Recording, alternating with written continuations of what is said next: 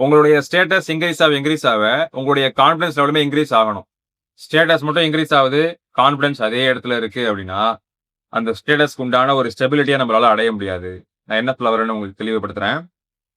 ஒரு கம்பெனில ஒரு மேனேஜர் என்ட்ட வந்து சொல்றாரு, "சார், நான் மேனேஜர் தான். நான் தான் அங்க எல்லாமே. நான் தான் முடிவெடுக்கிற நபர். ஆனா என் பேச்ச யாரும் கேட்க மாட்டாங்க. என் வார்த்தை நான் பேசும்போது எனக்கு தன்னம்பிக்கையா இல்ல. நான் பதட்டத்துல இருக்கேன். ஒரு மீட்டிங் என்னால சரியா டெலிவரி பண்ண முடியல."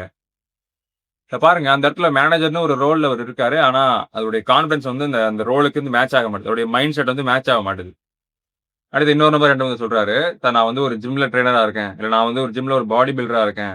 எல்லாமே என் ஃபிட்னஸ்லாம் சூப்பரா இருக்கும். சிக்ஸ் பேக்லாம் நான் வச்சிருக்கேன். என்னுடைய மசில்ஸ்லாம் சூப்பரா இருக்கும். இருந்தாலும் என்னால கான்ஃபிடன்ட்டா இருக்க முடியல.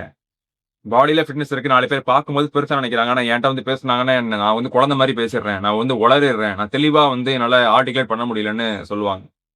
இப்ப இந்த இடத்துல என்ட்ட ஸ்டேட்டஸ் ரைஸ் ஆகுது. என்னுடைய பிசிக்கல் லெவல்லயோ அல்லது என்னுடைய ஆஃபீஸ்ல ஹைரார்கி லெவல்லயோ. அது இன்கிரீஸ் ஆகும்போது என்னுடைய கான்ஃபிடன்ஸ் அதே லெவல்ல கம்மியா இருக்கு. இன்செக்யூரா ஒரு பெர்சனா உள்ள இருக்கேன். ஆட்டோமேட்டிக்கா அந்த ரோலுக்கு உண்டான ஒரு வேலைய என்னால முழுசா செய்ய முடியல. இப்போ ஸ்டேட்டஸ்னா என்னன்னு எளிமையா நம்ம பார்த்துரலாம். இது இடத்த பொறுத்து வேறுபடும். சோசியல் ஹைரார்கில ஸ்டேட்டஸ் இருக்கு. ஃபேமிலிக்குள்ள அந்த ஸ்டேட்டஸ் வந்து மாறும்.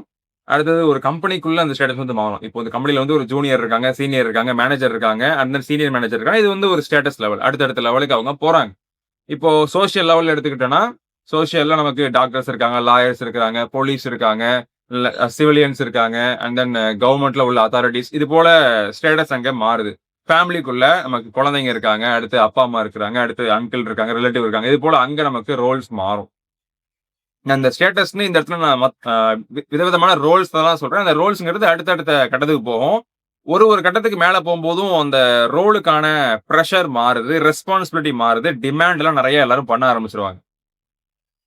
ஒரு நபர் அவர் தன்னுடைய குடும்பத்த மட்டும் தான் பாத்துக்கிறாரு, வேலைக்கு போறாரு, வராருன்னா, டிமாண்ட் அவருக்கு கம்மியா இருக்கும். அதே நபர் வேலைக்கு போறாரு, அங்க ஒரு 10 பேர வேல வாங்குறாரு. 10 பேருக்கு ஒரு லீடரா அவர் இருக்காருன்னா, அந்த இடத்துல டிமாண்ட் அவருக்கு அதிகம், ரெஸ்பான்சிபிலிட்டி அதிகம், பிரஷருமே அவருக்கு அதிகம். ஒரு நபர் சொந்தமா ஒரு கடை ரன் பண்ணி தான் மட்டும் தான் அங்க வொர்க் பண்றாரு. அவர் சம்பாதிச்சுட்டு இருக்காருன்னா, அவருடைய ஒரு டிமாண்ட் வேற, ஒரு பிரஷர் வேற. ஒரு நபர் சொந்தமா ஒரு தொழில் ஆரம்பிச்சு, ஒரு 10 பேருக்கு வேலை குடுக்குறாருன்னா, அவருடைய டிமாண்ட் வேற, அவருடைய மனநிலை வேற, அவர் தாங்குற பிரஷர்ங்கிறது வேறவே வேற. அப்போ இந்த இடத்துல ரோல பொறுத்து எனக்கு பிரஷர்ஸ் மாறுது, டிமாண்ட்ஸ் மாறுது.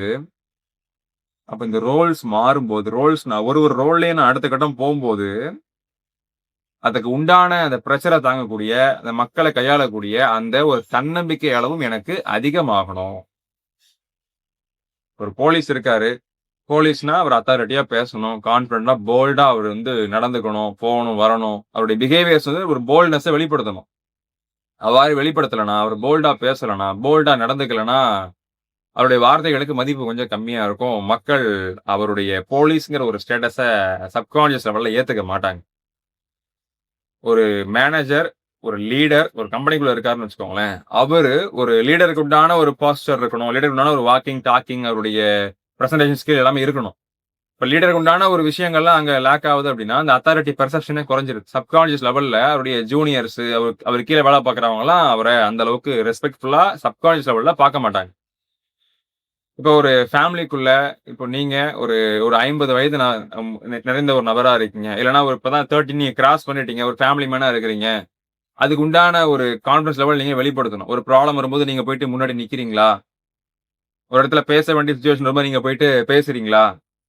ஒரு குரூப்ப கையாளணும். அந்த இடத்துல நீங்க போயிட்டு அத ஹேண்டில் பண்றீங்களா? இதெல்லாம் வந்து இந்த கான்ஃபிடன்ஸ்க்கான ஒரு விஷயம். அந்த இடத்துல தேவைப்படக்கூடிய ஒரு டிமாண்ட். அப்ப இந்த ரோல பொறுத்து இந்த டிமாண்ட் நெறைய ஆகுது இல்லையா? அப்ப இந்த டிமாண்ட் எல்லாம் பூர்த்தி செய்யக்கூடிய ஒரு நபராக இருக்கிறது ரொம்ப ரொம்ப அவசியமானது. அதனால தான் ஸ்டேட்டஸ் இன்கிரீஸ் ஆகும்போது உங்களுடைய கான்ஃபிடன்ஸ் லெவலுமே இன்கிரீஸ் ஆகணும். அவ்வாறு இன்கிரீஸ் நீங்க பண்றீங்கன்னா, கண்டிப்பா நீங்க அந்த ரோல ஃபுல்ஃபில்டா பண்ண முடியும். அது மத்தவங்களுக்கு ரொம்ப யூஸ்ஃபுல்லா இருக்கும். அத தாண்டி அந்த ரோலுக்கு உண்டான ஒரு அங்கீகாரம், அந்த ரோலுக்கு உண்டான ஒரு மரியாதை, அந்த ரோலுக்கு உண்டான ஒரு அனைத்து விஷயங்களும் உங்களுக்கு நிச்சயமாக வந்து சேரும். ஒருவேள நீங்க ஒரு முக்கியமான ரோல்ல இருக்கீங்க. ஆனா, அந்த ரோலுக்கு உண்டான தன்னம்பிக்கை குறைவா இருக்குன்னு நினைக்கிறீங்கன்னா, நீங்க ஒரு லீடரா, அத்தாரிட்டியா இருக்கீங்க. ஆனா, அந்த அத்தாரிட்டிக்கு உண்டான ஒரு இன்டர்னல் கான்ஃபிடன்ஸ் உங்கள்ட்ட இல்லாம இருக்குன்னா, அது மட்டும் இல்லாம நீங்க கம்பெனில இப்ப அடுத்த கட்டம் போறீங்க. ஒரு புரமோஷன் வாங்க போறீங்க. ஆனா, சார் புரமோஷனுக்கு உண்டான ஒரு மனநிலையும், தன்னம்பிக்கையும் எனக்கு கம்மியா இருக்கு. பேச மாட்றேன் அப்படின்னு இருக்கீங்கன்னா, உங்களுக்காக நம்ம எஸ்டிசில ஸ்பெஷலா நம்ம ஐடென்டிட்டி ரீபில்டிங், நம்ம கான்ஃபிடன்ஸ் பில்டிங்க்கான ஒரு ட்ரெய்னிங் பண்ணிக்கிட்டு இருக்கோம். STC foundation. இந்த ப்ரோகிராம் பத்தி நீங்க தெரிஞ்சுக்க விரும்புறீங்கன்னா, டிஸ்ப்ளேல தெரியக்கூடிய நம்பர் அல்லது நம்ம வீடியோ டிஸ்கிரிப்ஷன்ல நம்ம நம்ம வாட்ஸ்அப் நம்பர் குடுத்துருக்கோம். அந்த நம்பருக்கு நீங்க எஸ்டிசின்னு வாட்ஸ்அப்ல மெசேஜ் பண்ணுங்க. I will guide you on further steps. Okay. டெஃபினட்டா நம்ம அடுத்த வீடியோல சந்திக்கலாம். ரொம்ப ரொம்ப நன்றி. Thank you. ராஜா.